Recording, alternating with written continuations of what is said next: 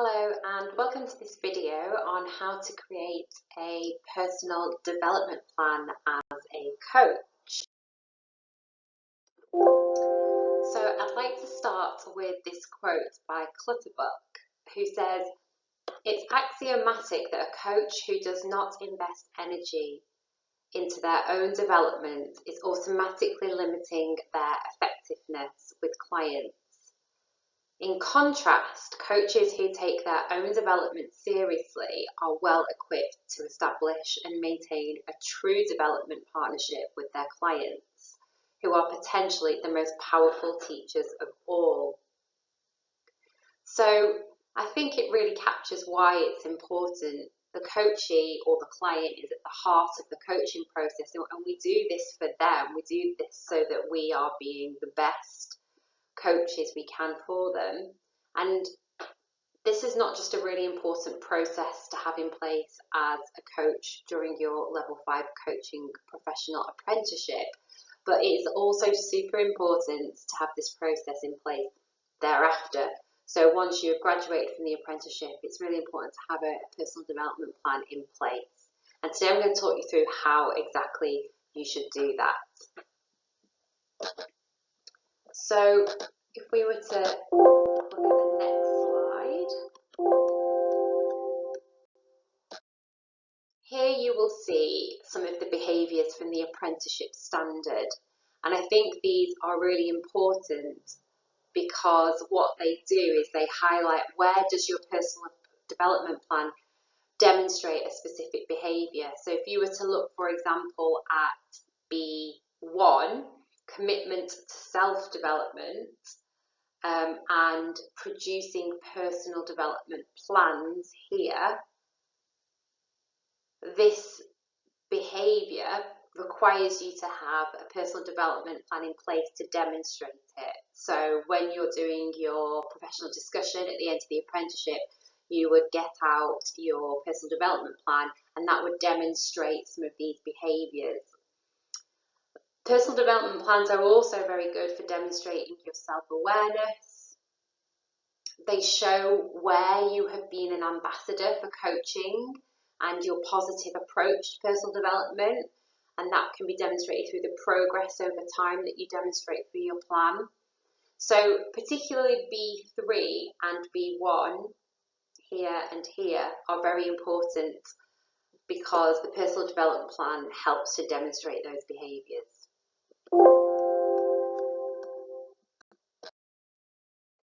So now I'm going to talk you through the 5 steps that I'd like you to follow to create a personal development plan.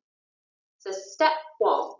Step 1 requires you to review your targets and your feedback. So what I would advise you to do is go back through work that has been assessed.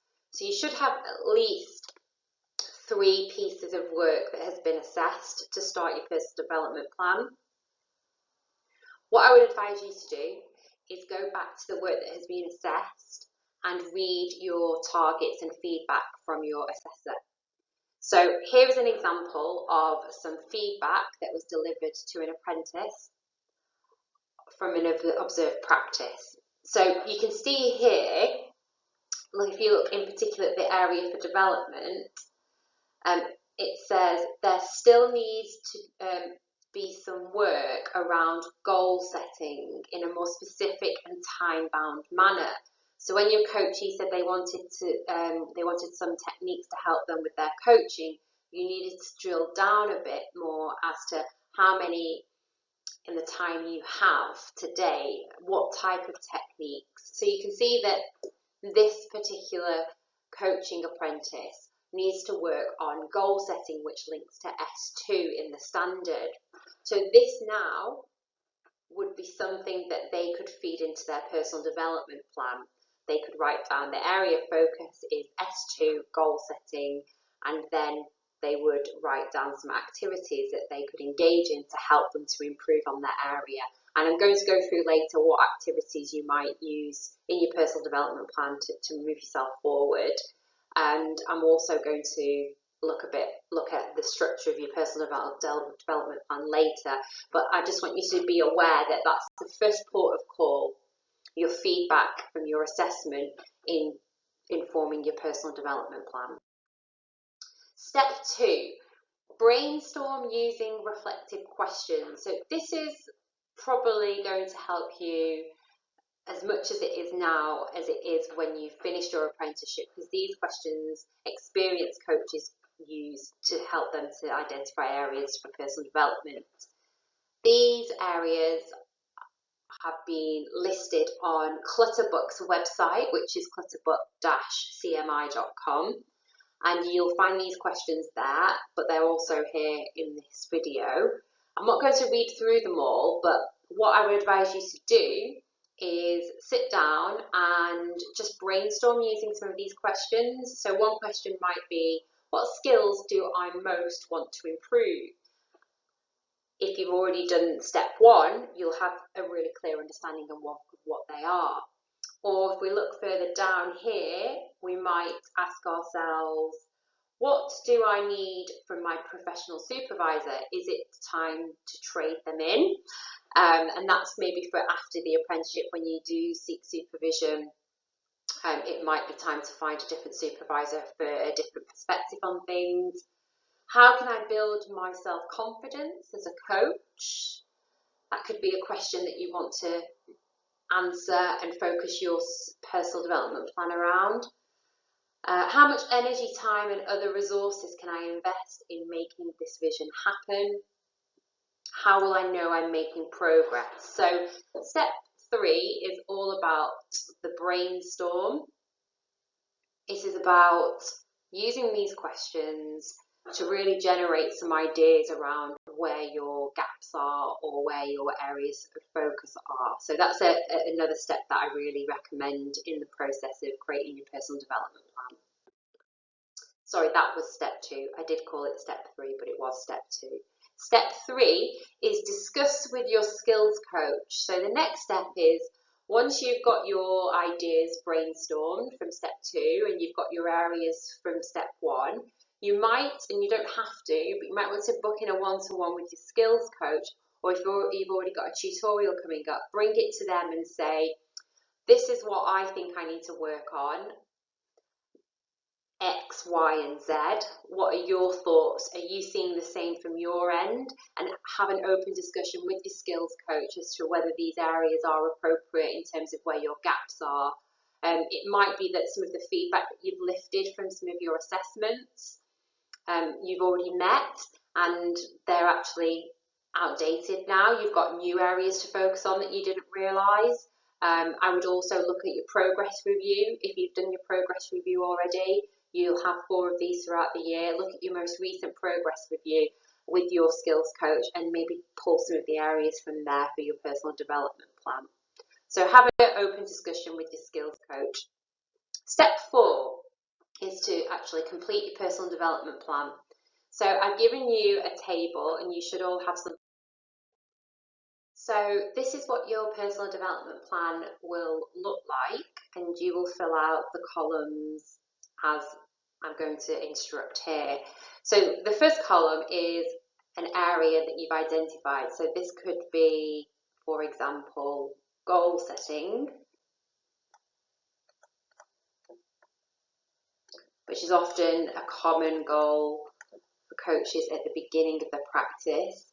It could be you want to research an area. So for example, if you want to implement a new coaching culture in your organisation, you might want to do some research around change management.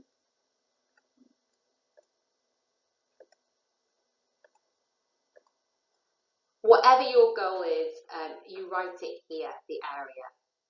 And then what I would like you to do is write down what specific actions are required. So if it was goal setting, you might write down here, watch more demos.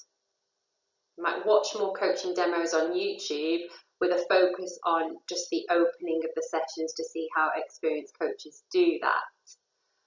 It might be that you've got a goal to carry out 4 one-to-one coaching sessions in the next month, because you know practice is the key way to getting this right. So organise 4 one-to-one coaching sessions. What development activity took place? So you've set here the activity. Now I want to know what actually happened. So here you might say you watched 3 demos, and these were carried out by MCC coaches, master coaches, and you only carried out 3 one-to-one sessions.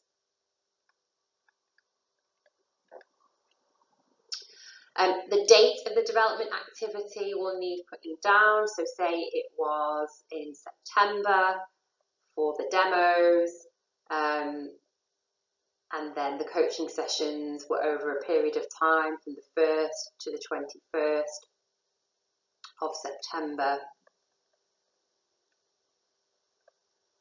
23.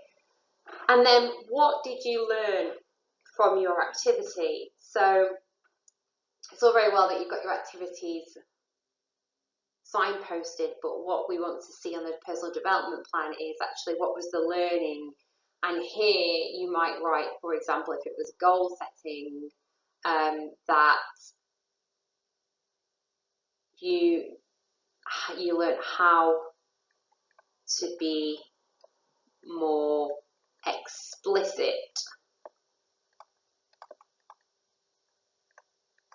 with SMART. You also maybe learnt some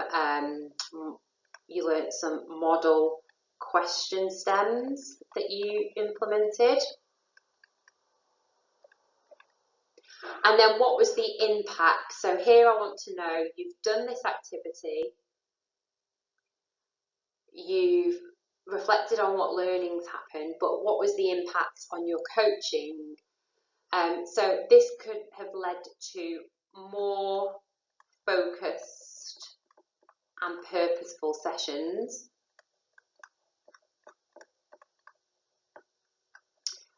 It could have led to an increased confidence, not just for you, but your coachees might have felt more confident with you because you were more precise and efficient with your goal setting. You can type these up, by the way, so you will be able to write some more detail than what I'm writing now. This is just a really brief example as to the kind of things you'd write. I would recommend each time round to have at least 2 areas of focus, 1 to 2 areas. One is probably not enough. I would try and have 2. And then what you would do is, once those 2 have been met and you feel like you have fully realised those or fulfilled them, you would set yourself 2 more goals. And throughout the apprenticeship, I would recommend to revisit your development plan once per month. And if you revisit your development plan once per month, you can keep on top of it in line with the standard and your other sort of targets.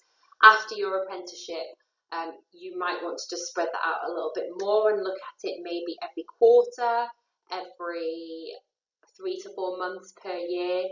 That probably would be sufficient. So there is an example of your development plan. So if we just go on to the next slide.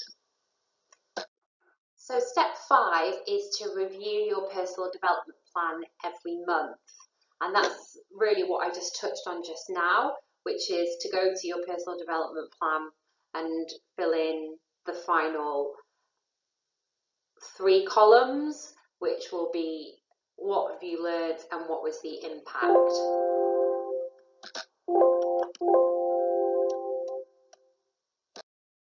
So just to reiterate there, that when you review it, you will do columns 3, 4, 5 and 6. Those will be the points where you come back and you review your personal development plan. So when you initially complete your plan, you will do the first 2 columns. Then you will go away and complete the activities and come back and fill out column 3, 4, 5 and 6. And that will be done every month. And I just want to also point out here that if you do come back and you haven't fulfilled them after a month, that's okay. You just know that those are still your areas for focus, and you might want to just review some of the activities you've got in place and either create some new activities or just spend a bit more time on those activities because it's just not sunk in. So it's okay if you go back every month and you review them and actually you haven't met them yet. You can still spend a bit more time. I think what we want to be doing is demonstrating at the end of the year that a variety of areas have been identified for personal development, and when I say variety, I would want to be seeing at least 6 areas across the year on your personal development plan at least. So what kinds of activities might you take part in for your personal development? I'm going to list some ideas here. This list is not a definitive list, it's definitely just an idea of activities that you might want to take part in, but obviously you might have some in mind that go above and beyond or outside of this sort of suggested list. The first one is reviewing coaching regularly with peers and a supervisor. So that means preparing for one-to-ones and not just turning up to one-to-ones on a whim or coming to one-to-ones, expecting your supervisor, your skills coach to do all the work. It's you coming with questions. So one activity might be review your coaching sessions and for you to write down a series of questions for your supervisor rather than your supervisor directing that one-to-one time. You take control. The second one is setting monthly targets in terms of knowledge acquisition. So there's a really significant amount of knowledge that needs to be developed and acquired throughout the apprenticeship. There are 12 knowledge items and each one has its own sort of components within it.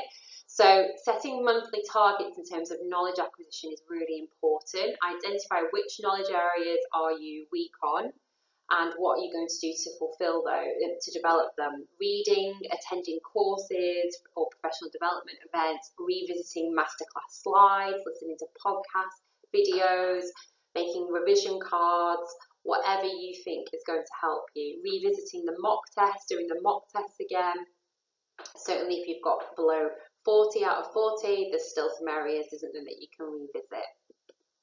The third activity could be joining with peers in an online or face-to-face learning group, and that can be done through Discord, or you can arrange your own learning groups or your own revision sessions and peer collaborate. The fourth idea here is, with the client's permission, experimenting with different approaches that may extend your repertoire, but always prioritising their needs over yours. However, if, for example, you learn a transactional analysis model and you really wanted to try it out because it felt like there was some relationship conflict that a coachee was presented, and transactional analysis would be a suitable way to address this. With their permission, you might ask them if you can use that with them in the next session or in the session that you're with, and that is a good way of developing coaching skills. Fifth way, and I think personally for me as a coach, this is how I really cement my learning. If I see or read theory, it only takes me to a certain point and then I need to see it in action. And watching coaching demos really helps me to see theory in action. So I will have shared with you a variety of demos on YouTube. You've got opportunity to watch demos in your masterclasses, which you should be taking notes on and using as an opportunity to develop. So point number 5 is a really good one. Number 6, joining a network, whether that's a coaching network or a leadership network or a community education network, any kind of network that might help you to develop any coaching or leadership skills, or find clients or coachees to expand your network and practice. That would also be a great activity. Number 7 is your coaching reflective journal. Having a real focus for your journaling in the next month, maybe around a specific area, whatever that might be. Number 8, seeking out role models. So whether that's through LinkedIn or through your own research, or maybe you've read a book and that writer's really resonated with you and you want to connect with them more, maybe they've got a website or they've got a learning community. Seeking out your own coaching role models is a really great way to learn as well, however you might do that. Number 9, seeking out feedback from stakeholders. This is crucial. How are you collecting feedback from your coachees, from their managers, from your manager, from senior stakeholders? How are you doing that? When are you doing it? And how are you using it? This can be a personal development activity for sure. So I hope you found this video useful in how to create a personal development plan for your coaching. And if you have any questions, you know where to contact me. But in the meantime, good luck in creating your personal development plan.